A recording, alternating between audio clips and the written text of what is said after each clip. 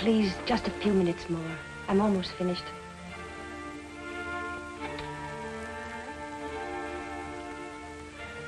Will you please give this letter to the warden? It's for Mr. Finch. I will.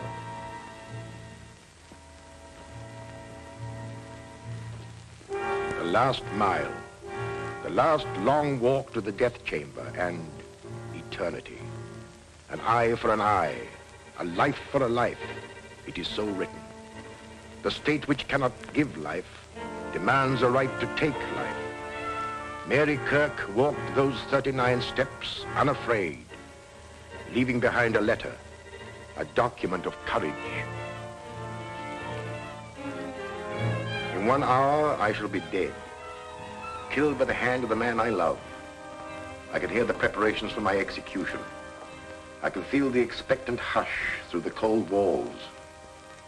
The time element made this case tough. I saw Finch tonight at the grotto about 7, still trying to solve the case, even at that late hour. I don't deserve so much credit. Dr. Bradford's the one you boys should feature. Well, give us a story. That's why we're here. Sorry, Finch.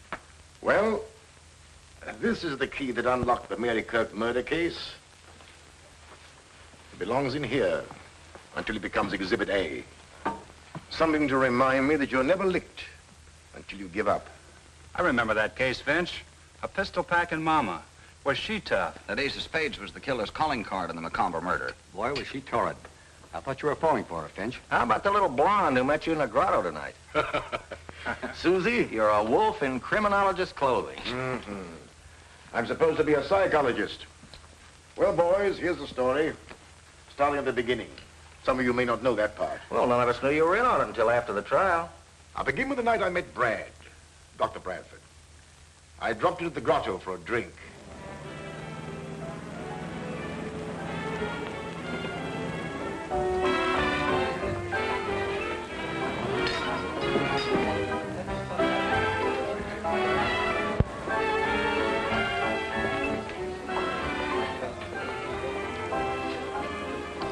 Bourbon and soda, please. No ice. So after all that, what could I do? I just had to accept the mink coat.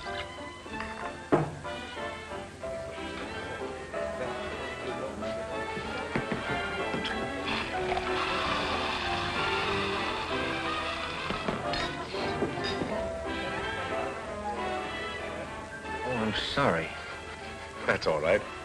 Hang on with me. You know about the bird trying to fly with one wing? Bradford's the name. Dr. Dwight Bradford. When I had friends, they called me Brad. My name's Finch. Waiter. Waiter. 2 more of the same. Bob, we've had enough. I want a drink. Put that thing down and get me a drink.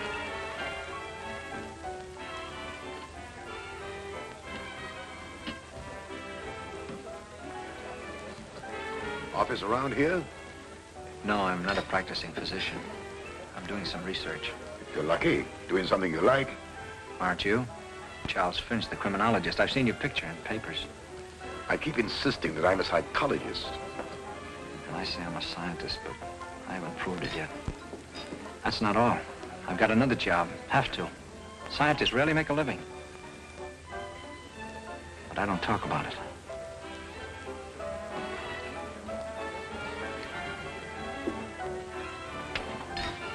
Oh, please, Bob. I wish you wouldn't. Oh, let me alone. Oh, look! You all right?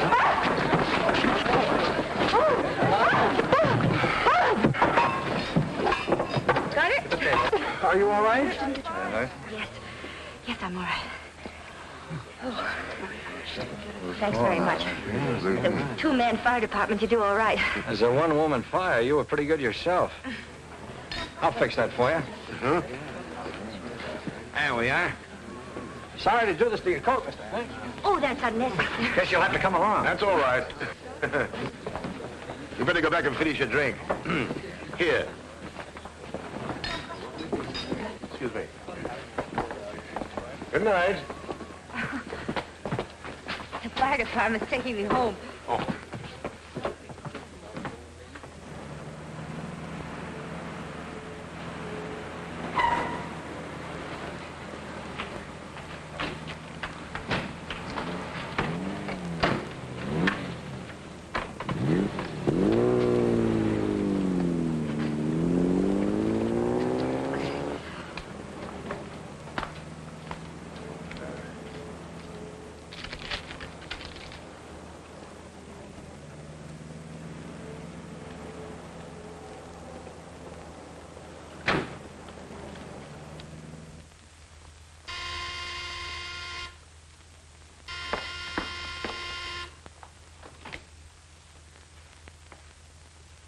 Come on in. We're inspecting the damage.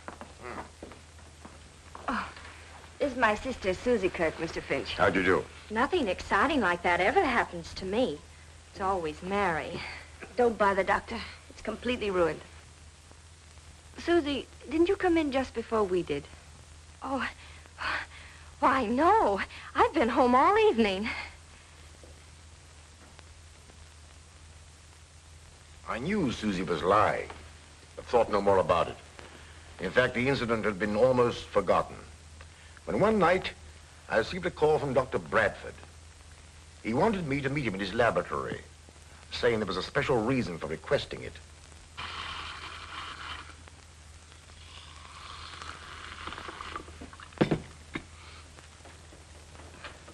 Mr. Finch, I wanted to tell you some of the things I'm doing. Bourbon and soda, isn't it? And no ice? No ice. Pardon me. A few months ago, the papers and magazines carried some surprising stories about the celebrated Dr. Ziegfeld, who has since died. He claimed he had revived animals after they had been dead for some time. Yes, I read about it. Now, from my own research, I'm convinced he was right, and I'm determined to carry on his work. The very essence of life, I believe, clings to cells and is held in the heart of atoms for an indefinite length of time, depending somewhat upon how we meet our end. If you could find some way to bring people back from that borderland, you'd be one of the world's great benefactors. Take, for instance, a case of death by drowning. Or electrocution. I told you I had a job I dislike, that I hate. I'm the executioner for the state. I'm the man who throws the switch to kill those condemned to die. That's not what one might call a pleasant job, but in your case, I can understand it. Not only that, but I must work. It costs quite a lot to run this laboratory, and I have to have money.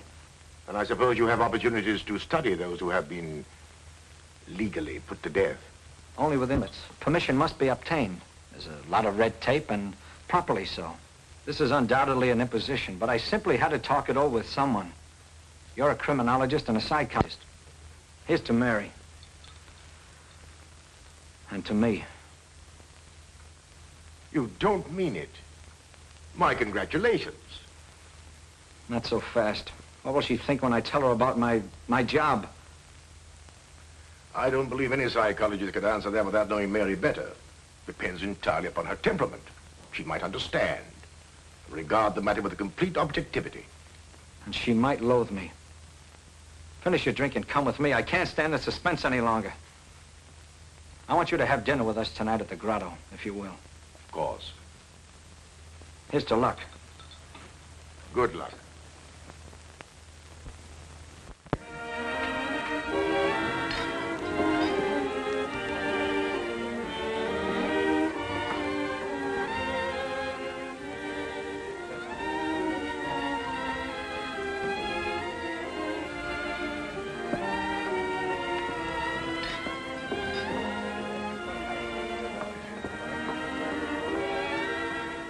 Sorry to be late. How are you, Mr. Finch? Glad to see you again. A man named Richard was telephoning Susie, and he was so insistent that I was trying to find out where she was. Did you leave a message for her? Yes, I did. I left word where she could find me. Mary, Would you care for a drink? I'd like a cup of coffee. Coffee. Waiter, bring the lady a cup of tea, please. I said coffee. Coffee. She said coffee. Mary, this is probably the strangest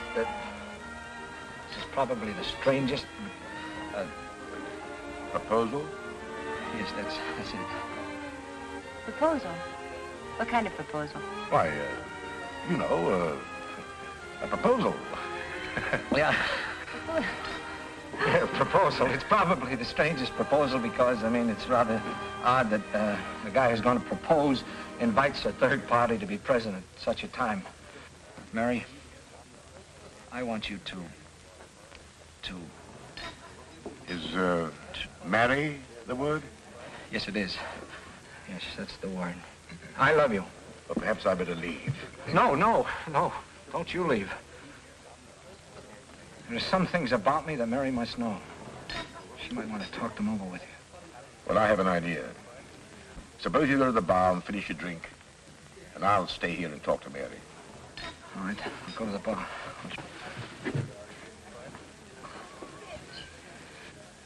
Give me a high rye ball. We're all out of high rye balls. How about a German with ginger ale? German, then. German. If you could look upon Dr. Bradford merely as an instrument of the law. Oh, but surely he could get another job. If he loves me. He does love you. And we might get him another job, as you suggest. In fact, I already have an idea that might work out. But, Mary, try to understand that his chief reason for holding this position is because through his prison association, he had opportunities for investigation. Oh, but I couldn't, Finch. I simply couldn't. Look, he'd be leaving me at night, and I'd wait, watching the clock, knowing that when the hour came, Brad would... Oh, I couldn't.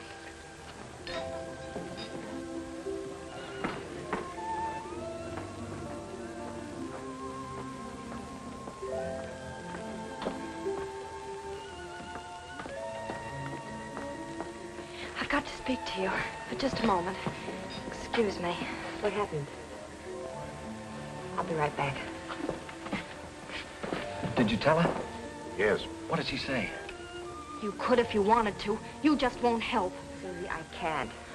Why don't you tell me who's in trouble? He's a friend of mine, and I feel I'm responsible. The one who was calling this evening? I don't know who you're talking about. Susie, I'm sorry.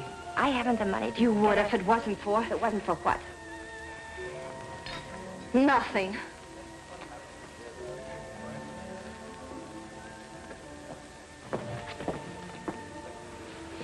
Your sister seems upset. Can I be of any assistance? No, thanks. Susie's always taking somebody else's troubles on her shoulders. Sit down, Mary. Well, I'm sorry, Brad. There's nothing more to be said, is there? Mr. Finch has probably told you how I feel about things. But somebody has to do it. It doesn't have to be the man I... Oh, give it up, Brad, please. I can't, Mary. Not yet.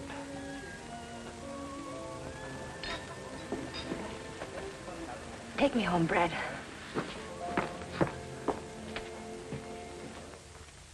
Some time passed. I used to see Brad now and then. He was quite depressed, dejected. One night, we were dining together at the grotto when... But let's get back to this letter for a moment.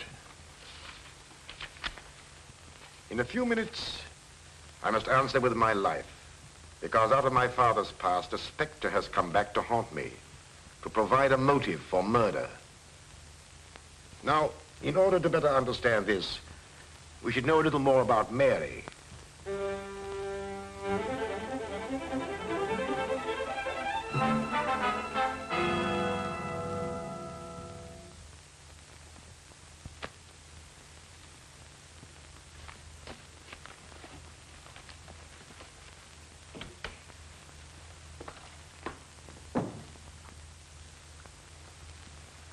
Yes, all right. Oh, Miss Kirk? Mr. Gregory, I've got to find some filing space. And these papers are very old. Can't we destroy them or store them someplace?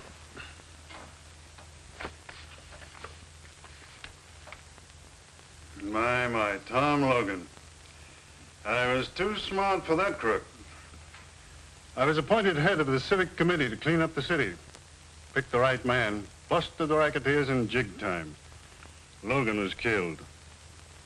That was a dozen years ago. How'd you know that? The complaint's dated. Oh, of course. I thought you were too young to remember. About the age of Tom Logan's oldest girl, I should guess. And there was a younger one. Mother died when she was born. I tried to find them both, plunk them in a reform school. But some relative of the mother's took her out of the state. Two little crooks, I suppose. Couldn't be anything else. Blood will tell.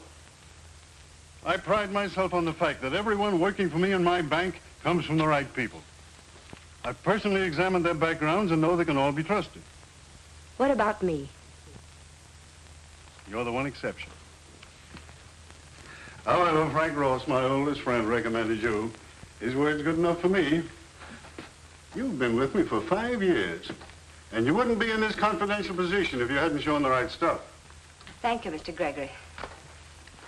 What about the papers? You can get rid of them. No use of cluttering up things with these records.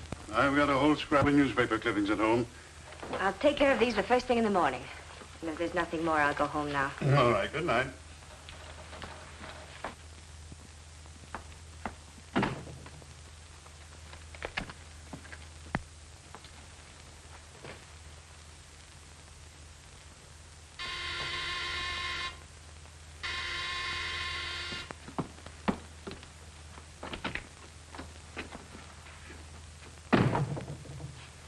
I told you never to come here again.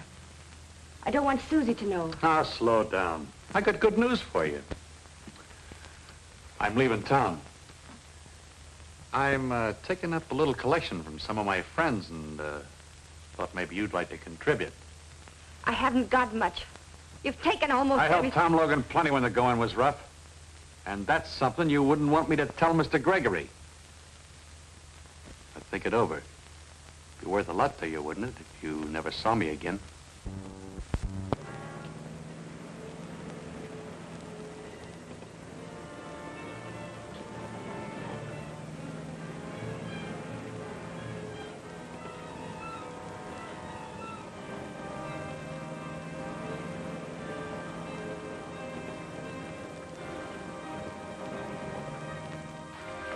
That money I've saved is for Susie. Her education. She's going to college this fall. Susie can go to work. I've got to have 500 more, and then I'll never come back. You can tell Mr. Gregory if you want. Everything!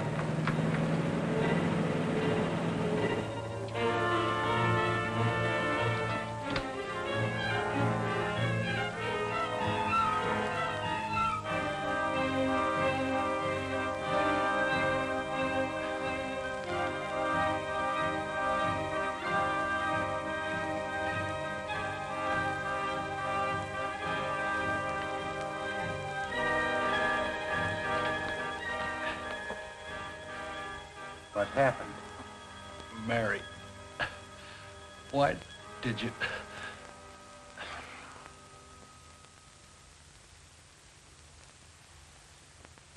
He says somebody named Mary done it.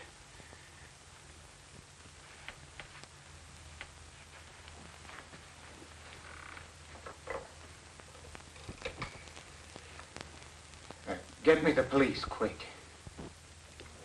I may have some news for you. Good news. It'll take a little time, but...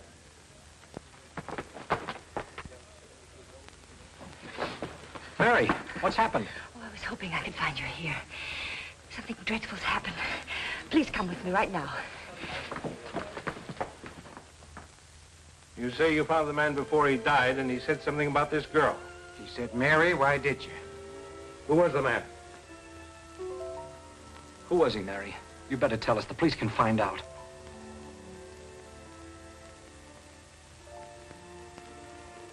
Oh, Brad.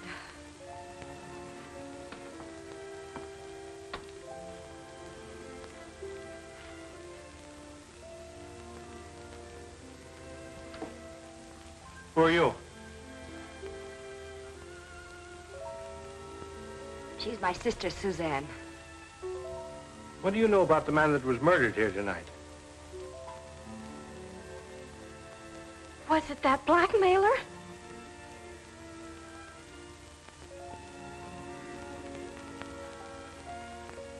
His name was Willis Millen. Good, now we're going places. Millen, huh? Millen. I know. He was a front man for Tom Logan when he was running that pinball racket. So he was blackmailing you, was he? Yes. And you stood it as long as you could, but tonight you rebelled and you hit him over the head with that statue. I didn't kill him. I wasn't even in the room. Brad, you believe me, don't you? Of course I do. We'll get your fingerprints off that statue. You'd rather expect to find her fingerprints on it, wouldn't you? This is her home. You know, every so often we bump into you, Charlie Finch. You've probably forgotten that I have a couple of witnesses who saw her hit him over the head.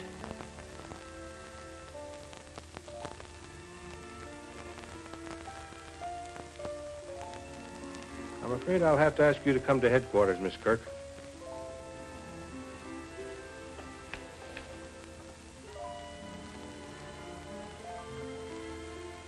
Have you found any other clues? I didn't search the place. One of the boys did. He didn't find anything. This isn't one of those tough cases that depends on clues. Perhaps. In my experience is there's no such thing as a sure conviction, not even when there's a confession. The girl claims she didn't do it. Perhaps you'll need a key to unlock a mystery before you're through, Sergeant. It'll take more than a key to get her out of jail.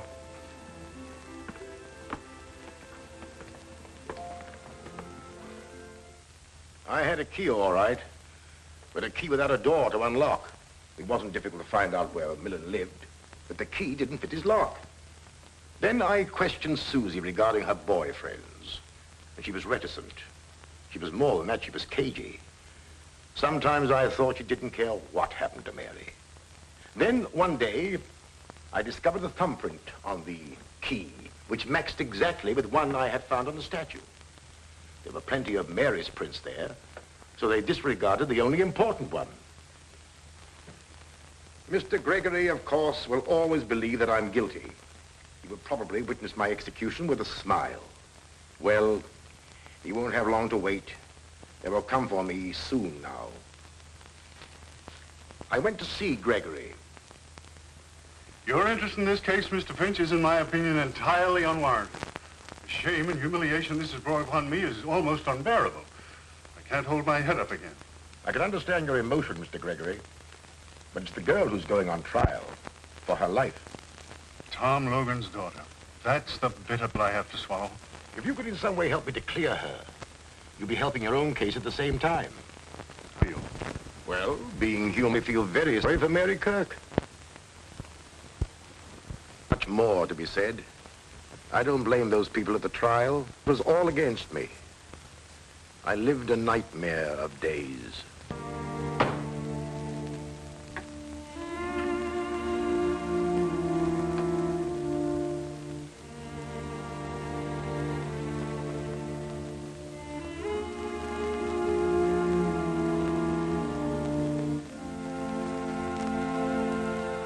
I first met Mr. Millen one night when my sister was out. He came to the house. Did he mention money? Yes. He supposed I knew Mary was paying him. Did you tell her about the visit? Yes. But I never mentioned I knew about the money. Robbery couldn't have been the motive. We found a large roll of bills in his pocket. If I'd known she was using an alias, that she was Tom Logan's daughter... Objection. Objection sustained. I can say what I think. Not in this court. Mr. Gregory, it is Mary Kirk Logan who is on trial, not her father. But I... You will confine your answers to the questions asked. Susie, do you believe your sister is guilty? Yes. Why do you think that? I heard Mary threaten him once when I was in the bedroom and she didn't know it. Then I seen her bring something down over his head and he fell. You could identify her? You are sure it was the defendant? We went in. Yes, we know, Mr. Avery. But you mean to tell the judge and this jury that you could be sure it was the defendant? That the figures on the window shade were so distinct you couldn't be mistaken? I'm positive. I gotta believe my own eyes.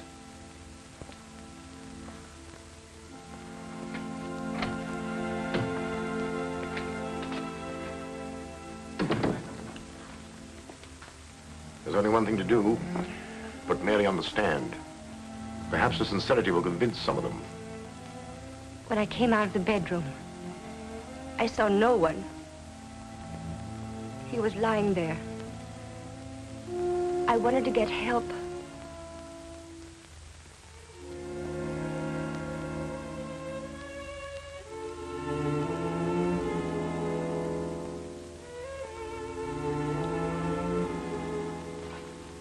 In all of my 16 years as attorney for this county, I've never tried a case so clear-cut. Everything is there. The alias under which the defendant was known, the blackmailer from out of her past, the growing desperation, the final demand, and the killing. Why should I waste your time pointing out the little things that go to prove her guilt? We've presented witnesses to the crime. This is a question of honesty. Human beings can be mistaken. 2 witnesses have sworn they identified the defendant. But it is possible, through the confusion of rapid action silhouetted on the window shade, that they could be wrong. I put the defendant on the witness stand so you could judge her honesty. If she were dishonest, she could have claimed Millen attacked her and she struck him in self-defense. She didn't claim it because she was telling the truth. We find the defendant guilty, as charged. On the night of April 15th at 11 o'clock,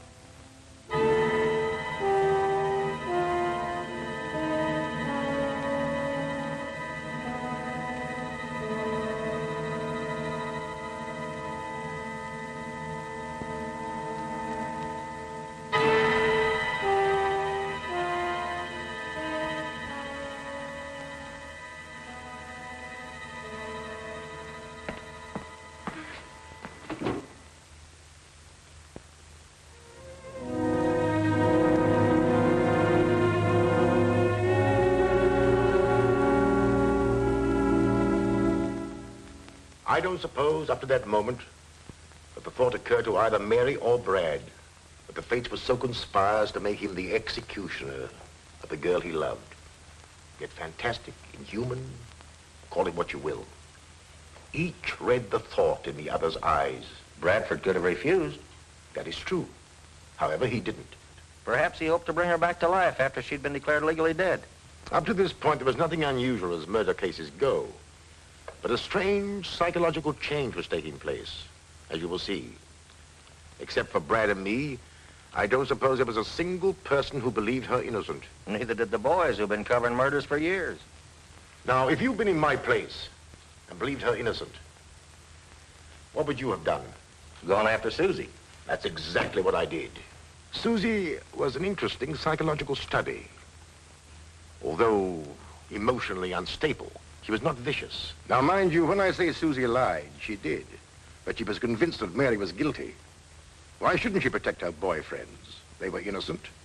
However, there was one who wasn't innocent. But someone Susie by no stretch of the imagination could connect with the crime. And like many adolescents, her defense mechanism made her evasive. I know you're anxious to help your sister. Of course, but how can I help her? Someone might have killed Millen while she was in the bedroom. I suppose they could, but Mary said she didn't see or hear anyone. Someone who got in the back door, through the kitchen. One of your boyfriends, perhaps. Mr. Finch. If you'll forget your indignation, perhaps I can save your sister from the electric chair. What do you want to know? To start with, the first night I met you, the night that Dr. Bradford and I brought your sister home, I saw you get out of a coupe in front of your house. You told your sister you'd been home all evening. I was home, no matter what you think. I just went out when I heard someone honk. Who was the man? I don't remember. Let's see. Who was it? Oh, yes. Bill Ellsworth. That's who it was. Where can I find him? Oh, I haven't the remotest idea. He's a boy I met at a dance. You might give him the name of all the other boys you know, that you go out with. All of them? I hope you've got plenty of paper. Well, I could believe there'd be a long list. Oh, Mr. Finch.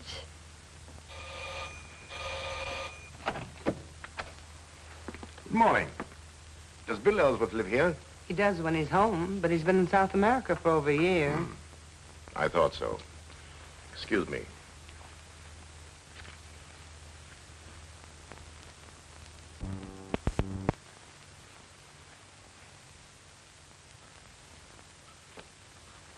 There wasn't a clue in the whole list.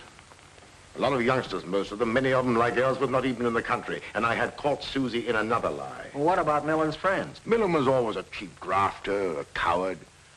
I tried through his friends to get a clue, but even the underworld despised him. Well, he was no friend of Tom Logan's. And while we're on this subject, Gregor was out to make a name for himself. That's why he went after Logan and his pinball machine. To hear Gregory tell it, you'd think Mary's father was a gangster. He was running a legitimate business till the city council banned the games. That was my chief reason for investigating Millen's friends. I hoped I might be able to hang something on Gregory. Well, as you know, there was an appeal. Motion for a new trial was denied. But anything to gain time. However, we lost. Once more, I went to see Mary.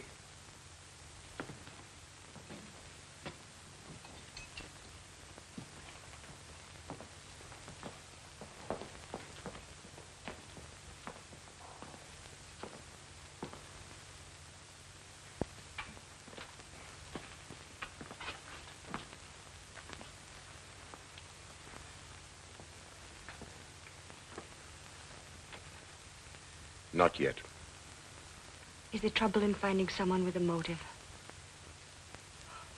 Do you remember the night you came out of the grotto to meet Brad and me, and you were late? You said some man had been telephoning Susie. Do you recall his name? No, I don't. It was a first name. I never heard Susie mention him before. But try. Try what it was. What did he say? Well, he didn't say much. He was excited and said, tell her... Yes? I can't remember. Perhaps this will help. When Susie came into the grotto, what did she say? Did she use his name? No, all she said was that she had to have some money. And I tried to find out what it was for, but she wouldn't say. She wanted me to lend it to her. How much did she want? $1,000. Hmm. You and Brad were there at the time. I didn't feel I could pursue the subject. I just told her I couldn't let her have it. Someone, a man Susie knew, had to have $1,000. Maybe she'll remember that. I'll come again, Mary. Call me tonight, will you? Anything new from Finch? No. He's still at it. And he's the best man in the country. It's good to have a friend like him. I wish I could help as much. If I could only do something. You've done everything anybody could. You know I love you, Mary. And you believe me, don't you? I do.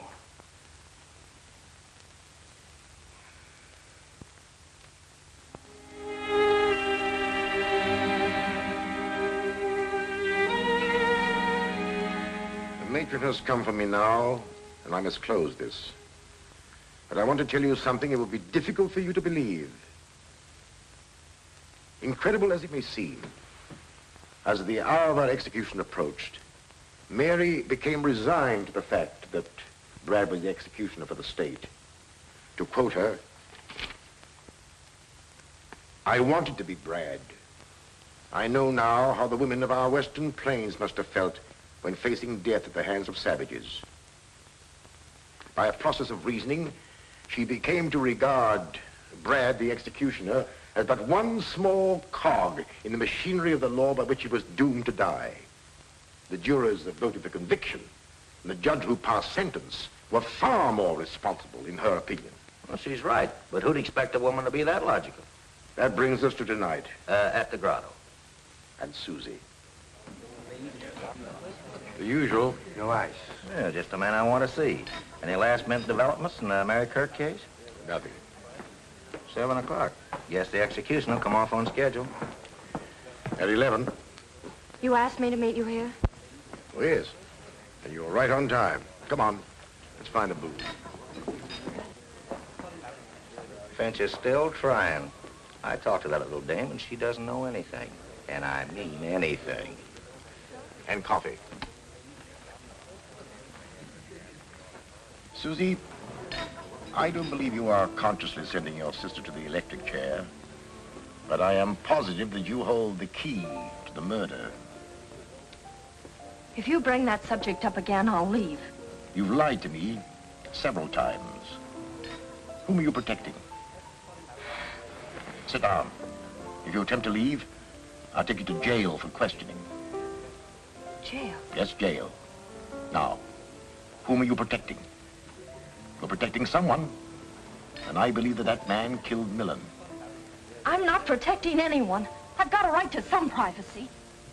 Oh, do you think I'd keep anything back if I thought it would save Mary's life? Let me be the judge of that.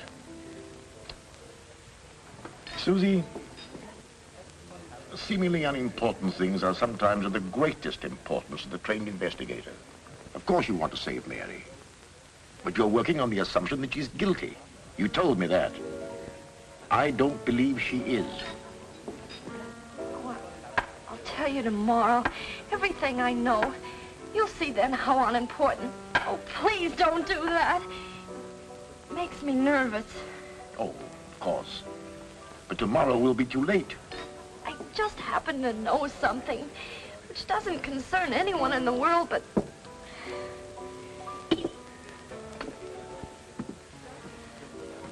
But whom? Oh, someone you wouldn't know. It has nothing to do with me or you or Mary or anyone else. You better put that car key back in your pocket before you forget it. How do you know it's a car key? It would just as well be a house key.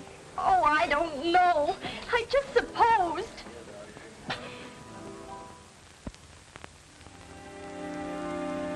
No message for me? No, sir. Mr. Finch hasn't telephoned. Not since early this afternoon. It was nice of him to give me hope. Nothing from... No, Doctor. She didn't ask for someone else to take my place? No, sir.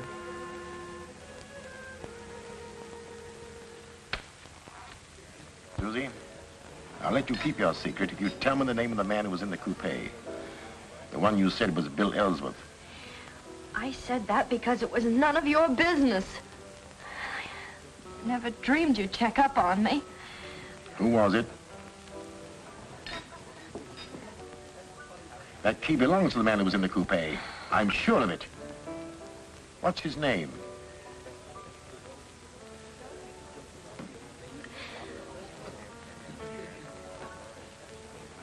Ah, I remember his name. You tried to borrow money from your sister for him. His name is Richard. Oh. You wouldn't tell me because you were afraid he might involve you in some personal scandal. He was very close to you, wasn't he? Am I right? No. No. But I promise to keep you out of it, Susie. Look at it my way. Richard had a key to the back door. How did you know that? I didn't. You've just told me. Oh. Needing money desperately, he got into the kitchen. He saw the roll of bills that Millen had, and... He couldn't possibly have done it. I'm convinced that he did. Otherwise, how could his car key have been on your floor? Oh, how horrible. But it's too late. He's leaving town tonight. Alone? Or with somebody else? Oh, he wouldn't do that. Don't be too sure. Do you think we can find him, Susie? We can't. It's too late, I tell you. We can't. Come on. Let's try. Here's where he keeps his car. Is he getting away in it? Yes, that's what he said.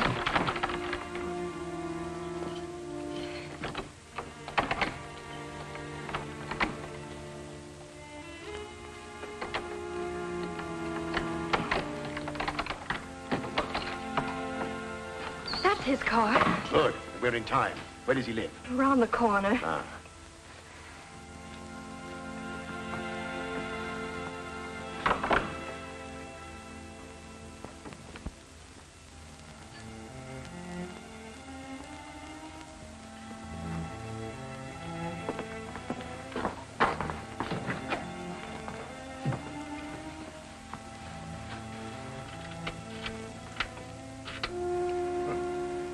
he fits all right.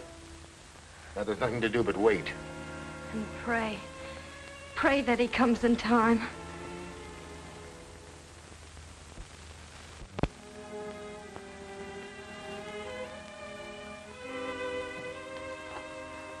What time is it?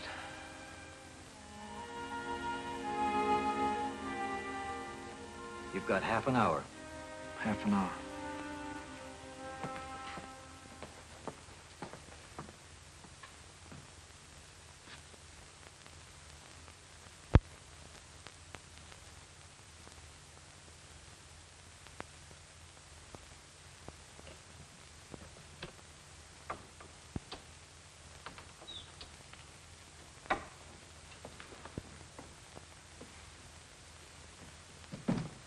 Richard. Susie. What are you doing here? I just had to see you before you left. I needn't have gone if you'd got me that money. Why didn't you grab Millen's money when you had a chance? Where were you? I protected you. Now you're deserting me. You're letting my sister die. Why, you... Stand where you are. All right, out. Quick.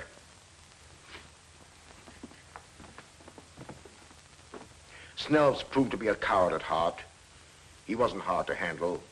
He was stalling as much as I suspected. He worked at Gregory's bank and wanted to be a big shot. So he stole some money and tried to cover it up. Then he stole some more to make his first theft good, and so on. Susie was flattered by his attentions and tried to get some money from Mary for him.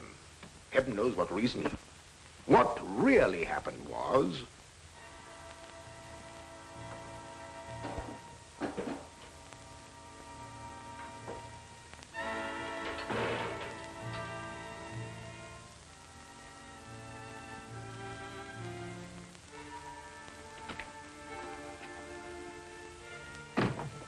I told you never to come here again.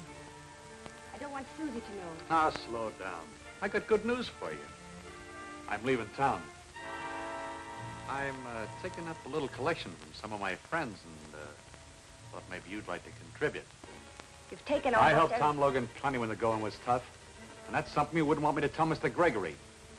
That money I've saved is for Susie. Her education. She's going to college this fall. Susie can go to work. I've got to have 500 more, and then I'll never come back. You can tell Mr. Gregory if you want to. Everything!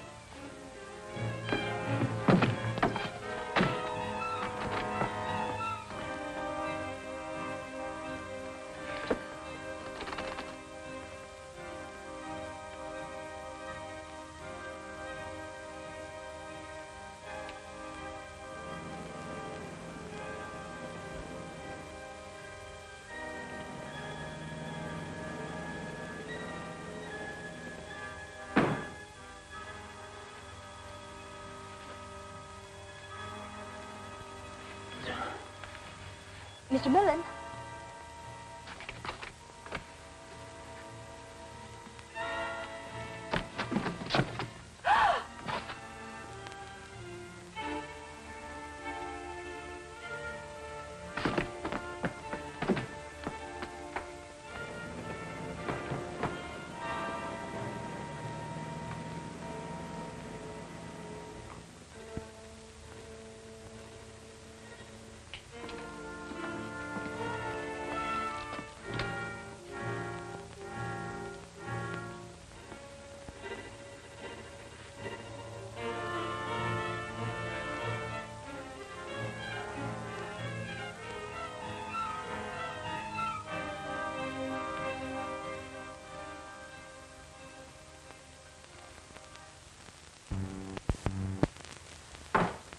Until Gregory hears this. Hello? Get me Governor Harrison on the phone. What? And hurry. It's a matter of life and death. Try the executive mansion. He told me he needed... Hello? Out? Well, find him. All right, we'll try there. Governor Harrison had a broadcast tonight. His wife doesn't know where he went from there. Oh, yes? Is Governor Harrison there? Left 10 minutes ago. Did he go home? Did he have anybody with him? Just his chauffeur. Thank you. Susie, Get on that telephone and keep trying. The police here will help you. Tell Mrs. Harrison who you are, and we have a confession. We're fighting against time. Get me a motorcycle escort. I'm going to try and convince that warden if I can get there in time. Oh, couldn't you telephone him? He won't listen to anybody but the governor. That's the law. But if I can see him, I might get him to delay the execution. Oh, I'll get the governor somehow.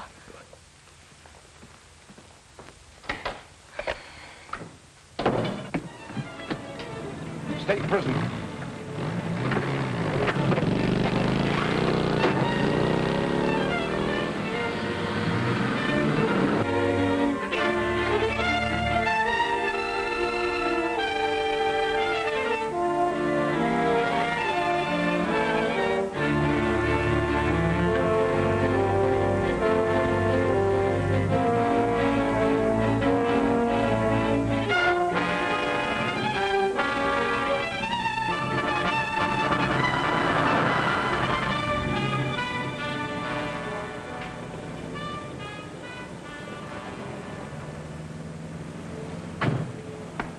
What are we doing here, Denny? Oh, this is it? Good. It's not a very nice place for a governor to be seen, but it's... Tush, Jennings. Nice places, as you call them, never have the kind of sandwiches I like.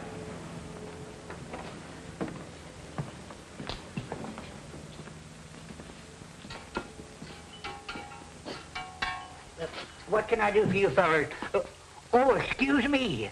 I just listened to you on the radio, Governor Harrison. It sure was a swell speech. Thank you. Now, could you make us a couple of Denver sandwiches? Smothered in onion. I'll make you the best ones you ever eat.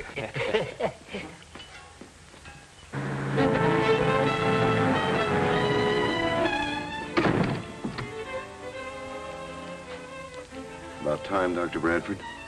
Yes, I know. Of course you know how I feel. How we all feel about it. Thank you.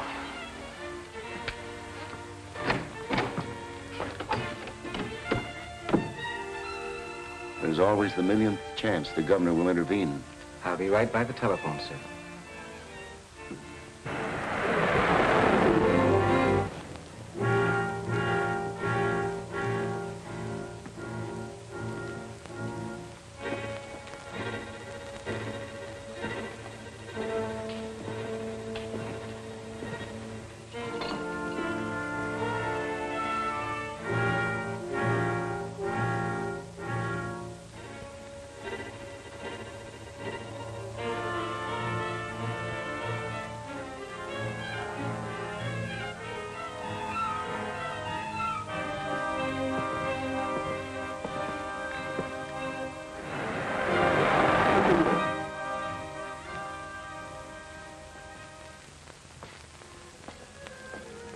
Late.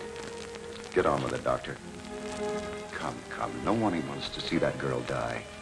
But the law says she must. No word from Finch? No.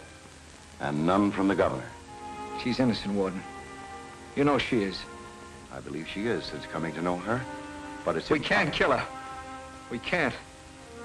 We have no choice. Maybe you have no choice. But I have. I'm not going to throw the switch until I hear from Finch. Think of the girl. You can't let her sit there waiting. It's torture. I can't. Pull yourself together. You're a doctor. I'm human. Listen, Warden, I thought I could. I refused to give up this job when she asked me to. This is different. I love her. I can't kill her. Law or no law. Stand aside. I'll throw the switch. No, you won't. No one will. I'll give you one more chance. If you refuse, I'll call the guards with orders to shoot. Call them. That'll give her a few more minutes. And it'll take them some time to get me. Call them.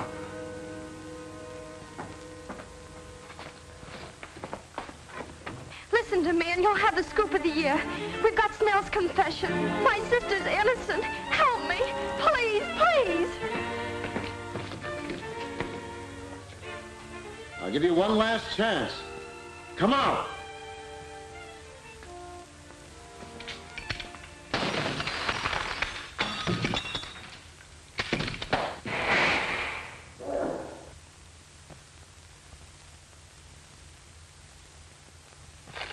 I'm glad you like it, Governor. We are interrupting this program for an important announcement. We are trying to reach Governor Harrison. If Governor Harrison hears this, please call Warden Lewis at once. Snell, a bank teller, has confessed to the murder of Willis Millen. Mary Kirk Logan is innocent. Governor Harrison, please call Warden Lewis immediately.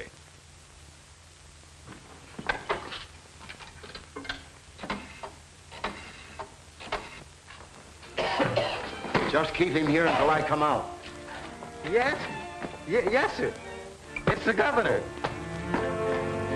Stop, Warden! The governor has stayed the execution. A bank teller by the name of Snell has confessed. Governor hasn't all the facts, but is satisfied it's so. Thank heaven Dr. Bradford saved her. Is the governor on the wire? Yes. Release her. Pull yourself together, Brad. And bring Mary to me as soon as you have her released. The warden gave me this when I was leaving. That letter'd be worth a nice piece of change to my papers. Sorry, Max. It doesn't belong to me.